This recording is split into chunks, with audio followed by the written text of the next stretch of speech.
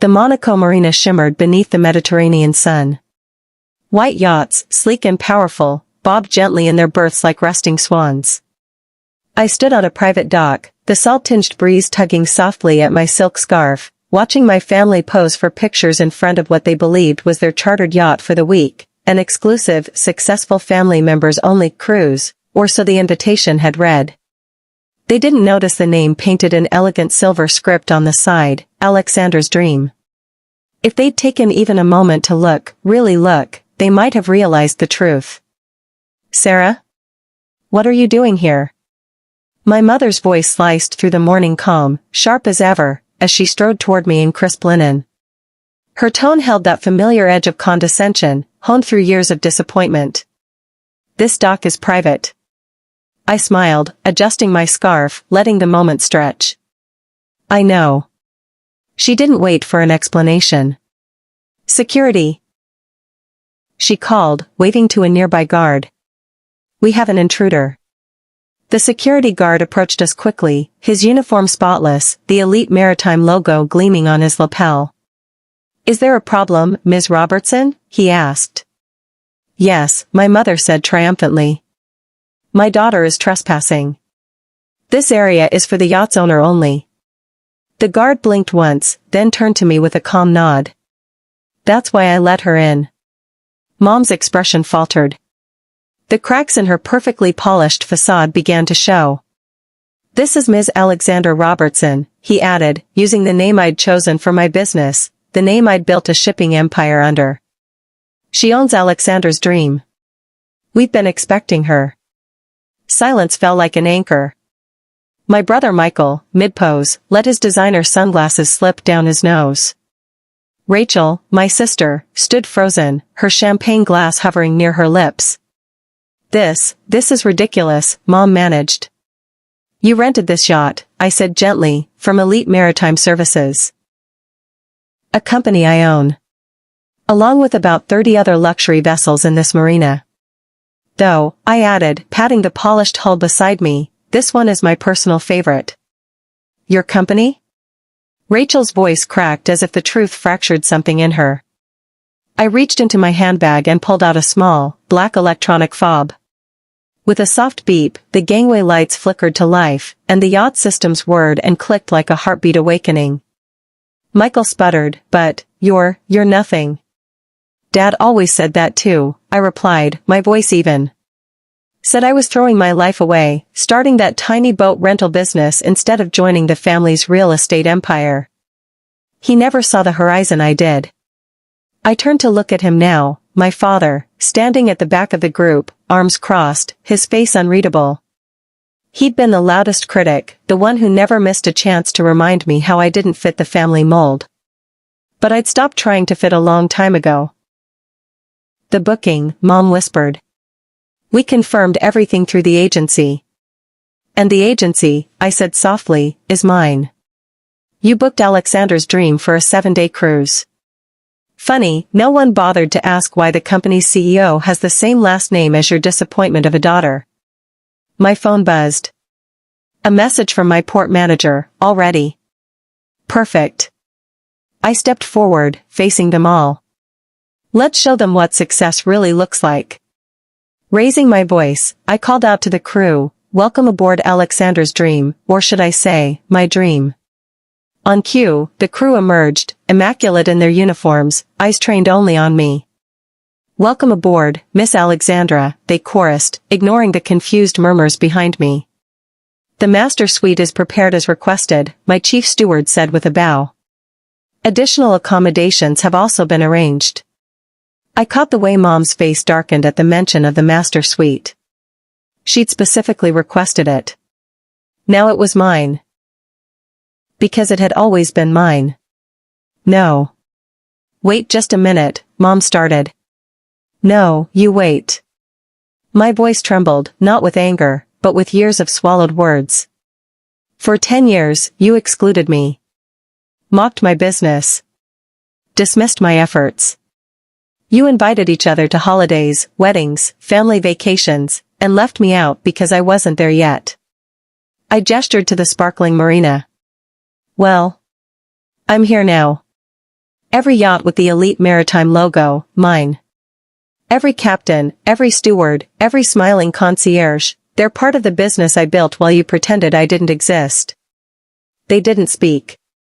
Maybe they couldn't. Maybe they were too stunned. Or maybe, for the first time, they saw me. But I wasn't here for revenge. I took a breath and looked at each of them, one by one. This was never about showing you up. This yacht, this life, it's about the girl who stayed up nights learning maritime law, who skipped meals to reinvest every euro, who believed in herself when no one else did.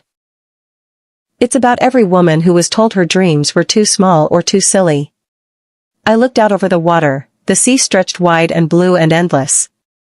I'm inviting you aboard, not to gloat, but to give you a glimpse into the life you said I'd never have. You can accept the invitation, or not. But either way, I'm sailing. With that, I stepped onto the gangway. Behind me, there was a rustle, Rachel's hesitant step, Michael's sigh, even Mom's silence. Maybe this cruise wouldn't heal everything. Maybe some wounds stay sore beneath the surface. But maybe, just maybe, this was a beginning. Because sometimes, the sweetest revenge isn't revenge at all. It's becoming everything they said you couldn't, and choosing grace anyway, by me, finally. The Monaco marina shimmered beneath the morning sun, its light dancing on the water like spilled diamonds. Luxury yachts rested gently in their berths, their glossy hulls gleaming. It was the kind of morning made for dreamers. Or, in my case, for those who dared to be more than what others believed them to be. I stood on the private dock, watching my family pose in front of a yacht they thought they had rented, their exclusive, invitation-only, successful family members' cruise. The invitation hadn't come to me. Not that they thought I'd notice. The irony? The name of the yacht was emblazoned across the side in elegant silver letters, Alexander's Dream. My dream. My yacht. If they had stopped long enough to read the name, they might have figured it out. But they didn't. They never really saw me. Sarah? What are you doing here? My mother's voice rang out sharply, cutting through the sea breeze like a knife through silk. She walked toward me briskly, lips pursed, her perfectly ironed linen suit glowing white against the sun.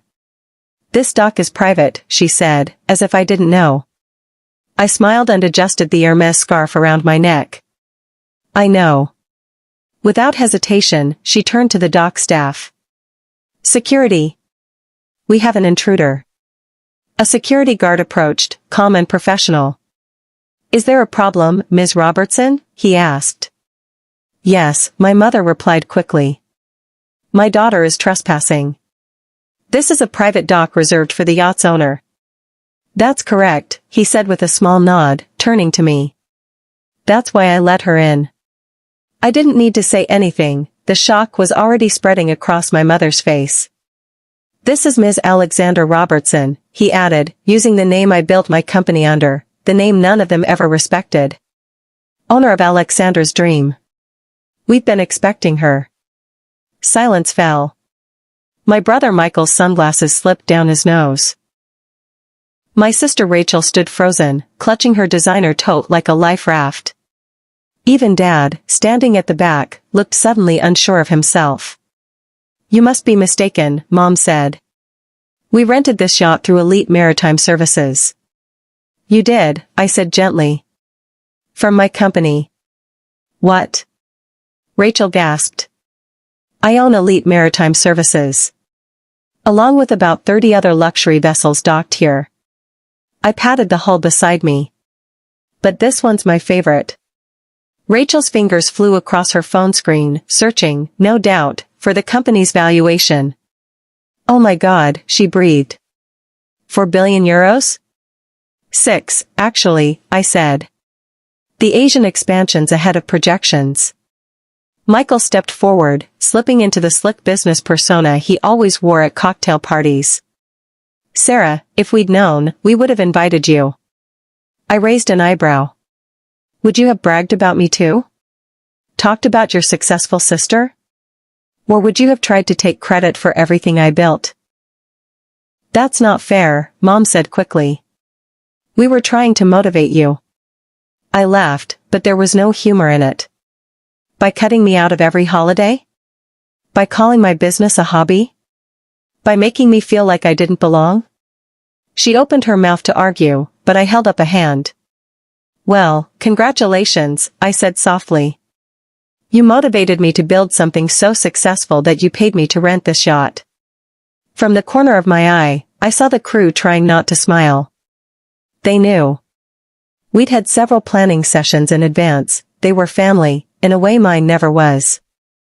The deposit, Dad finally spoke. His voice sounded far away. Euro 200,000, I replied. Non-refundable. A pause.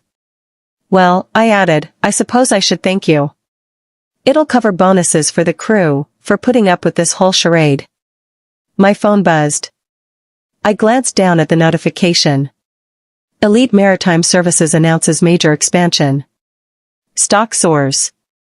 I turned the screen toward them. By the way, check your investment portfolios. Top analysts are recommending our stock today. Shame you didn't buy in when it was just my little project. My mother sat down heavily on a dock bench, the air going out of her carefully choreographed vacation. But, where will we stay? Oh, the cruise is still on, I said. With some slight modifications to the accommodations. I turned to the steward. Please distribute the new assignments. Yes, Miss Alexandra. Michael, I said, you and Jessica will be in the port guest cabin. The one near the engine room. His face paled. Rachel, you and Thomas will stay in the starboard crew quarters. Rachel looked like she'd been slapped. What? We booked. You booked through my company, I reminded her. On my yacht. And as the owner, I've made some changes. And us? My father asked stiffly. The forward cabin. Cozy. Crew quarters. The master suite? My mother asked, already knowing the answer. Mine. This is outrageous, she declared, standing again. We'll find another yacht. I smiled. In Monaco? During peak season? Good luck. Elite Maritime controls most of the charters in this marina. And even if you find an independent company, your deposit is still non-refundable. Another buzz. My marina manager. Paparazzi arriving in 10 minutes for the press conference. Want them to catch the family drama? Perfect.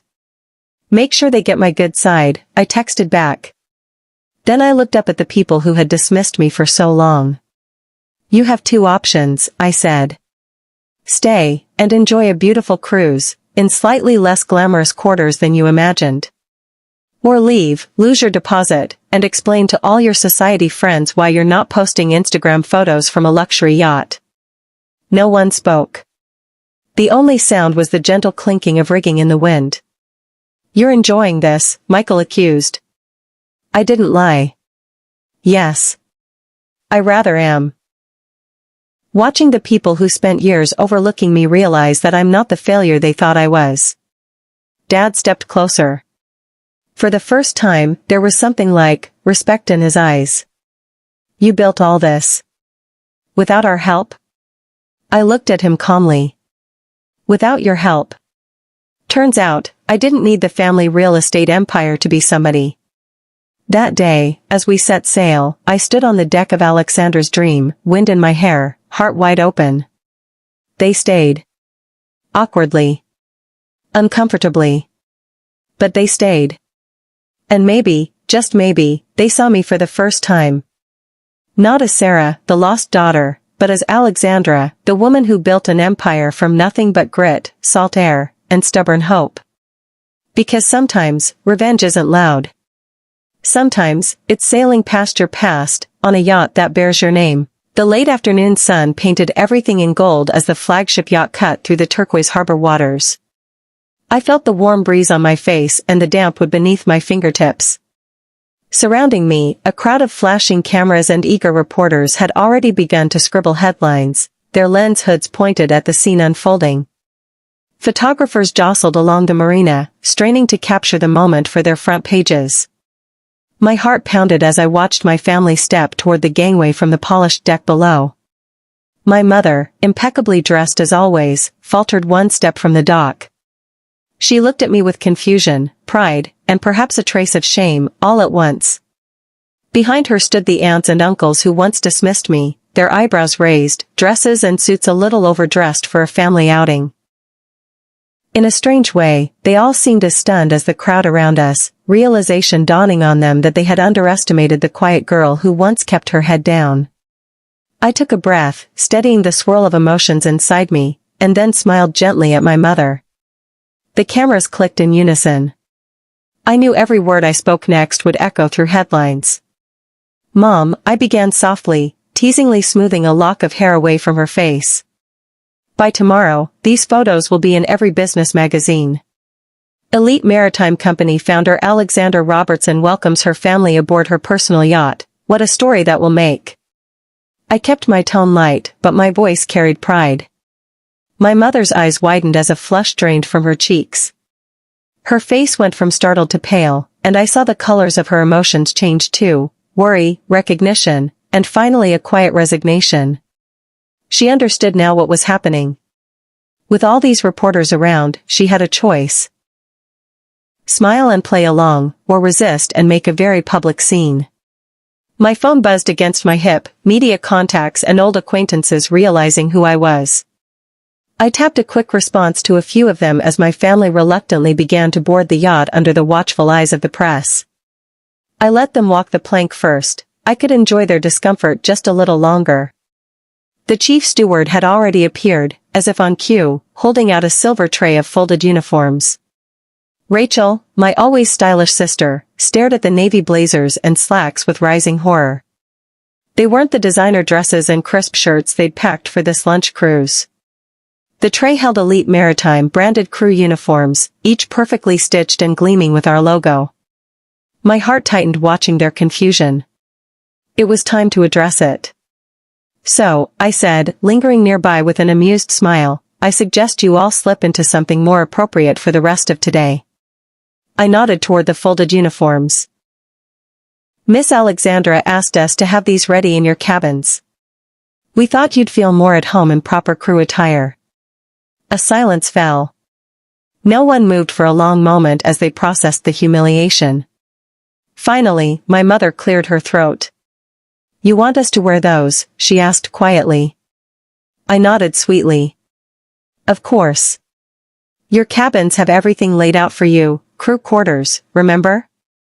It seemed fitting since you'll be joining us as guests under the cruise care today." Rachel clutched at her sundress and managed a tight smile. "Well, we'll be delighted to help out." The chief steward led them below deck, and I watched from the main deck as each of my relatives silently changed into the navy uniform. They passed the portholes, faces pale and proud, like children dressed up for the wrong holiday. By then, the reporters were lining up in front of us again. I stepped forward, calling out, "Just a moment, please. One more photo op." The photographers snapped as I stood at the rail, the water glittering behind me. They scribbled notes as I began to speak. "People often call success the sweetest revenge," I said. "But I prefer to think of it as proof of what hard work and belief can build. I started Elite Maritime Services with a single rental boat and a big dream, and a lot of hard work. Now look around, we've grown into a global fleet. The lesson I've learned? Those little ideas, like seeds, can grow into something unimaginable." My phone buzzed again and I felt a smile tug at my lips at the response. "Stock plus 15%. Great story angle." I turned the phone to camera side and gave a thumbs up, careful to hide the message.